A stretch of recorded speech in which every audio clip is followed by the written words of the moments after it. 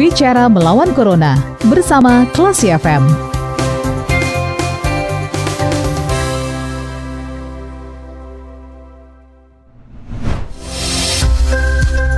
For Klasi FM, this is the actual radio Klasi People. Selamat sore, saatnya Anda kembali mencermati program Bicara Melawan Corona. Pandemi COVID-19 berdampak pada seluruh sektor, terutama juga di sektor pendidikan. Sebagai salah satu permasalahan dasar saat belajar daring adalah masalah ketersediaan alat komunikasi, laptop atau gawai, dan juga sinyal telekomunikasi. Lalu, seperti apakah solusi yang ditawarkan oleh pemerintah provinsi? Selengkapnya kita akan berbincang bersama dengan Wakil Gubernur Sumatera Barat, Bapak Nasrul Abid. Halo, selamat sore Pak, apa kabar? Baik, selamat sore. Siapa nih? Lia ya. Audi Pak, sore Audi, ya, makasih Audi. Ya, selamat sore. Assalamualaikum warahmatullahi wabarakatuh. Oke, ya. Waalaikumsalam warahmatullahi wabarakatuh ya Pak. Nah, kabarnya nih, Bapak baru saja meninjau lokasi anak-anak pelajar yang mesti belajar online dengan susah payah untuk mencari sinyal. Bisa diceritakan bagaimana hasil dari peninjauan dan pantauan Bapak tersebut? Iya, kemarin Bapak kan kunjungan ke daerah, yaitu nama daerahnya Pagadih ya, Kecamatan Pelupuh, Kabupaten Agam. Itu kan kita memang, saya setelah pandemi ini kan memang keliling, karena ini sudah daring sekarang, kita belajar dalam dengan internet atau sudah digital gitu. Nah, saya monitor ternyata itu sangat banyak sekali. Kemarin saya menemukan anak-anak lagi berkumpul, mereka mencari sinyal. Saya tanya, kamu sekolah di mana? Ada SMP, ada MTSN dan juga ada di SMA. Mereka setiap hari itu akan mendapat kiriman dari guru atau temannya pagi jam 8, siang jam 1. Jadi itu mereka harus mencari sinyal, di mana ada sinyal. Mereka pergi ke sana untuk mencari informasi apa pelajaran hari itu. Jadi saya melihat kondisi ini kita sangat menyedihkan sekali ya. Kami sudah hitung di provinsi berapa sebenarnya kebutuhan tower Sumatera Barat ini. Semua tuh 404 tower ya yang memerlukan dipasang untuk supaya semua daring ini bisa berjalan lancar. Tapi terakhir kita sudah komunikasi dengan Menko Info melalui PT Bakti, itu adalah BLU-nya, Badan Layanan Umumnya Menko Info. Itu baru bisa, waktu itu saya usulkan untuk SLTA, karena SLTA itu juga mendesak itu 38. Mudah-mudahan 38 tiang ini, tahun ini mereka bisa pasang untuk WiFi sekalian. Tapi yang berarti sisa 380-an lagi, saya rasa 360 lagi, ya, itu saya rasa masih menunggu, karena ini sangat tergantung dari Menko Info. Kalau pemerintah provinsi tidak mungkin. Permasalahan ini kita sudah tahu begitu. Jadi sedang kita upayakan bagaimana memperkecil permasalahan ini nanti ke depan, dan tentu ini juga tugas berat ke depan yang selama ini kita barangkali tugas kita masalah bikinkan kualitas pendidikan, putus sekolah dan lain. Sekarang bertambah satu lagi pekerjaan, bahwa kita harus menyiapkan ini perangkatnya agar masyarakat kita, siswa kita belajar dengan mudah, itu membutuhkan biaya besar. Ini tantangan kita ke depan yang harus kita atasi begitu. Oke. Untuk di Sumatera Barat, daerah yang masih blank spot atau yang tidak ada sinyal dari data yang Bapak sampaikan tadi, di daerah mana saja Pak? Ya, itu daerah-daerah khususnya daerah-daerah negari tertinggal ya. Negari tertinggal di Sumatera Barat ini masih ada sekitar 120-an ya. Mudah-mudahan ini sekarang sudah ada berkurang. 2020 ini kan dilakukan evaluasi ya, catatan kita 2017 itu 2018 ya, itu ada 120 negari tertinggal. Itu tentu semua negari tertinggal ini sudah pasti itu salah satu infrastrukturnya kurang bagus, masyarakatnya miskin, pendidikan, kesehatan, termasuk listrik, termasuk juga alat komunikasi. Nah, jadi kan negara itu juga besar-besar. Jadi ada 404 tower yang dibutuhkan. Itu satu negara itu ada yang 2 tower, ada yang 3 tower. Kan di bawah pemerintah negara ada pemerintah kampung namanya, ada yang jorong, ada yang korong. Nah, korong ini juga penduduknya besar. Nah, ini adalah yang harus kita siapkan ke depan. Tentu kita harus bekerja sama dengan pemerintah pusat ya. Kalau pemerintah provinsi mungkin agak berat gitu, apalagi kabupaten kota ya. Jadi kita tidak bisa menyalahkan kabupaten kota kenapa kok siswa seperti itu. Memang kami merasakan di provinsi. Makanya saya keliling ini adalah melihat sebenarnya bagaimana nih pelaksanaan jaring daring ini setelah pasca COVID gitu. Jadi gitu, Audi. Ya. Oke, berarti saat ini permasalahannya sangat kompleks ya Pak, terkait dengan infrastruktur baik listrik ataupun juga dengan sinyal tadi. Apakah nanti bakal ada solusi berupa subsidi dari pemerintah Pak untuk menunjang terrealisasinya proses belajar daring ini? Ya, jadi saya sudah tugaskan Kepala Dinas Kominfo untuk berkomunikasi dengan Menko Info Pusat. Kalau memang diperlukan Pak Gubernur ke sana, nanti Pak Gubernur juga bisa ke sana. Artinya kira-kira berapa yang bisa dibantu oleh pemerintah pusat. Nah, kemudian kita tentu nanti kita cari selektif ya, prioritas dulu. Seperti sekarang kita prioritas SMA, ya SMA dulu, kita daring dulu SMA. Nah, kemudian nanti ada SMP barangkali yang muridnya banyak, tentu itu berdasarkan skala prioritas. Saya rasa tentu nanti ke depan, di samping APBN, pemerintah pusat, pemerintah provinsi juga harus berperanan. Jika mungkin kita juga pemerintah kabupaten juga kita sharing saja, karena tidak mungkin kita bebankan di satu lokasi begitu. Kita bagi-bagi saja. Mana APBD kabupaten yang bisa ya kita bantu, karena ini kan kepentingan kita bersama gitu. Jadi saya mengajak kabupaten kota dalam hal ini, yuk kita lihat di kepentingan bukan lagi berdasarkan kewenangan. Oh ini kewenangan pusat, ini kewenangan provinsi, ini kewenangan daerah, tidak. Bahwa untuk mencerdakan masyarakat Sumatera Barat ini adalah kepentingan kita bersama, provinsi dan kabupaten kota dan pusat. Untuk itu kebersamaan harus kita jalin. Siapa yang anggarannya agak lebih, barangkali bisa masuk di sektor ini, di mana kekurangannya. Nah ini yang sedang yang saya tugaskan Kepala Kominfo itu untuk pergi komunikasi ke Menko Info Pusat, seberapa jauh mereka bisa membantu kita. Tapi tentu ini tidak bisa 2020 ini, harapan kita 2021 gitu. Oke.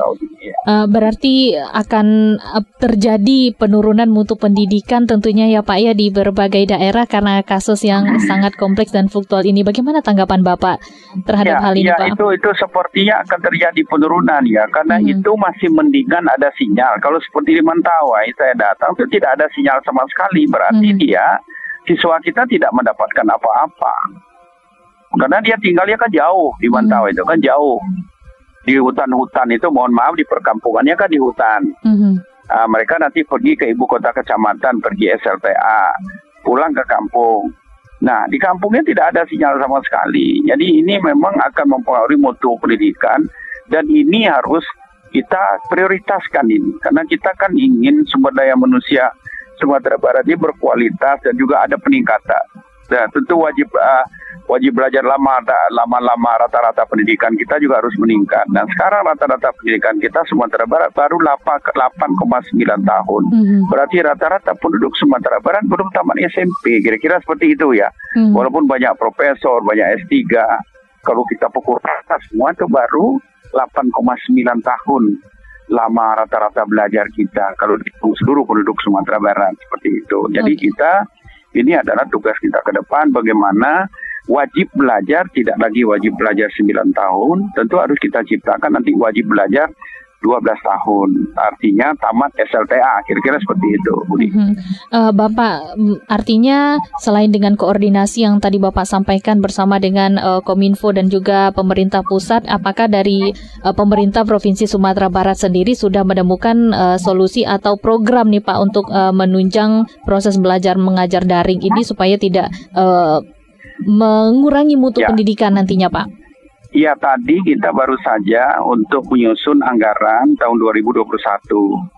Pada waktu saya menyampaikan nanti tadi kepada dinas-dinas terkait, saya minta bahwa pendidikan menjadi skala prioritas. Artinya nanti kalau memang tidak bisa secara keseluruhan, tentu ada prioritas mana dulu yang kita pasang. Ini berarti masuk prioritas anggaran 2021 di samping pemulihan ekonomi. Karena memang ekonomi yang pertama kita pulihkan, kemudian pendidikan kita pulihkan, kemudian juga masalah kesehatan. Jadi hak-hak dasar masyarakat kita itu tentu kita menjadi perhatian ya, karena ini indeks pembangunan manusianya juga diukur dari 3. Yang pertama pendidikan, yang kedua kesehatan, yang ketiga itu adalah dari ekonomi. Nah ini tentu menjadi skala prioritas kita ke depan untuk bisa hak-hak masyarakat yang kelas bawah, katakan mohon maaf ini, yang di daerah-daerah terpencil mereka bisa kita penuhi begitu. Audi. Oke, baik, berarti akan sangat banyak sekali konsekuensi dan juga sangat luas dampak yang terjadi kalau misalnya tidak ada bantuan yang memadai nantinya dari pemerintah, begitu ya Pak? Iya, tentu ini akan berakibat banyak ya, karena memang pasca COVID ini kan kita melakukan evaluasi ya, apa saja ini yang menjadi kelemahan dan apa saja ini yang kita butuhkan dan apa saja yang harus kita prioritaskan ke depan.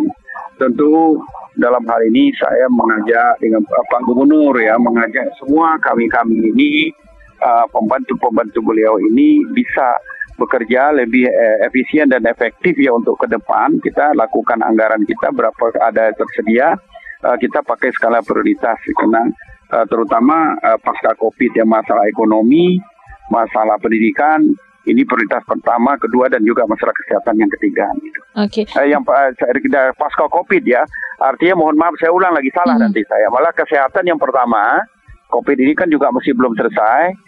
Yang kedua adalah masalah ekonomi, yang ketiga adalah pendidikan dan ekonomi. Tapi kalau kita lihat di skala prioritas sama-sama tiga-tiganya prioritas. Tinggal nanti kita bagi saja berapa anggaran untuk sektor pendidikan, sektor kesehatan dan juga sektor ekonomi, begitu. Oke. Ya.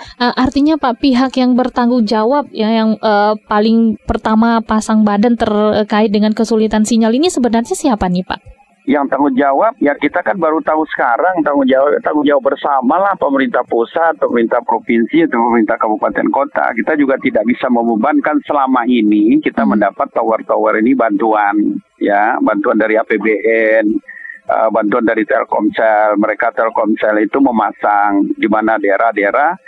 Tapi di Telkomsel kan dia ada bisnisnya, dia pasang itu daerah-daerah yang akan menguntungkan gitu. Nah sekarang kesulitan kita kan daerah-daerah ini kan terpencil daerah, penduduknya sedikit, tapi mereka butuh gitu untuk belajar dengan cara digital ini. Nah ini tentu tanggung jawabnya pemerintah daerah gitu. Nah kalau terkait dengan masalah paket data begitu yang sering dieluh-eluhkan oleh masyarakat itu bagaimana Pak? Gimana? Terkait dengan paket data internet ya, misalnya untuk belajar daring membutuhkan banyak biaya begitu ya, itu bagaimana? Iya, nanti kita mau tidak mau ini kan kita pelajari secara teknis. Dinas Pendidikan tadi saya minta untuk mereka melakukan evaluasi apa saja yang diprioritaskan untuk tahun 2021 agar proses belajar mengajar ini bisa lancar. Nah tadi sudah kita minta. Nah mudah-mudahan ini tahun 2021 ya baru bisa ya. Nanti kita tentu sekali lagi saya sampaikan anggaran kita terbatas, tentu ada yang kita prioritaskan, mudah-mudahan ini nanti bisa kita atasi, termasuk juga permasalahan evaluasi kita terhadap penerimaan PPDB kemarin ada masalah, ke depan juga itu kita lakukan evaluasi lah dari kegiatan-kegiatan ini. Dan kebetulan kami juga dengan Pak Gubernur akan mengakhiri tugas 2021. Tentu kami juga melakukan evaluasi seluruh ukuran-ukuran kinerja RPJMD yang kami buat 5 tahun belakangan. Kami lakukan evaluasi secara menyeluruh.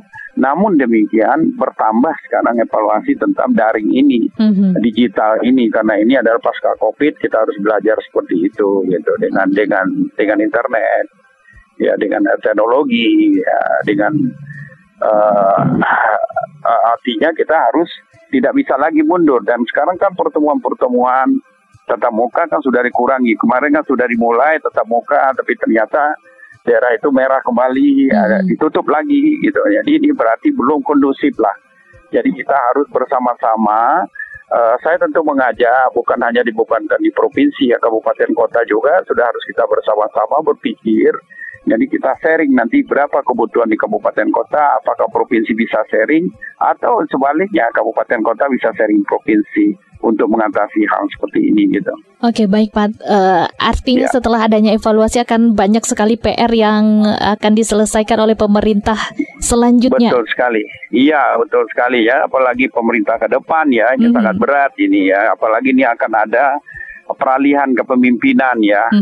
Tentu nanti pemerintah ke depan juga harus mereka mengetahui hal-hal seperti ini. Inilah nanti tugas-tugas berat yang akan dihadapi begitu. Nah ini ya mudah-mudahan ini semua kita ingin baik Sumatera Barat ini ya. Saya melihat seperti itu. Kita bersama-sama provinsi dan kabupaten kota harus bekerja sama termasuk pemerintah pusat untuk menyelesaikan masalah-masalah. Jadi masalah bukan hanya dibebankan kepada kabupaten, kota, atau provinsi, tapi masalah kita bersama. Itu akan lebih baik. Oke, baik Pak. Semoga pemerintahan selanjutnya mampu untuk mengatasi permasalahan yang kompleks ini, tidak hanya evaluasi, tapi juga mengimplementasikannya ke masyarakat. Iya, insya Allah. Ya, mudah-mudahan ya. Baik, terima kasih. Sama-sama. Ya, baik. Oke, sehat selalu Pak dan selamat beraktivitas kembali. Amin. Terima kasih. Assalamualaikum warahmatullahi wabarakatuh. Waalaikumsalam warahmatullahi wabarakatuh. Baik, Classy People, demikian program Bicara Melawan Corona di sore hari ini. Barusan kita sudah berbincang bersama dengan Wakil Gubernur Sumatera Barat mengenai kompleksnya permasalahan yang dialami oleh pelajar, dari kesulitan sinyal hingga sulitnya sarana dan prasarana. Semoga apa yang direncanakan dan evaluasi yang dilakukan ini bisa segera terrealisasi. Terima kasih. Anda sudah mencermati program Bicara Melawan Corona bersama Classy FM. Tetap waspada, bersama kita lawan Corona.